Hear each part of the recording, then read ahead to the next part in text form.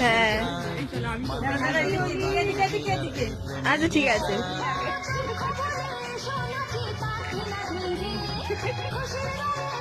Happy Holi.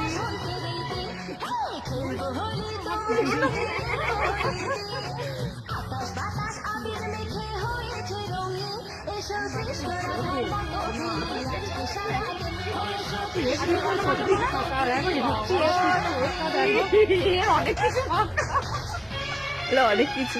Happy Holi. মেয়ে মতো এটা কি বলবো,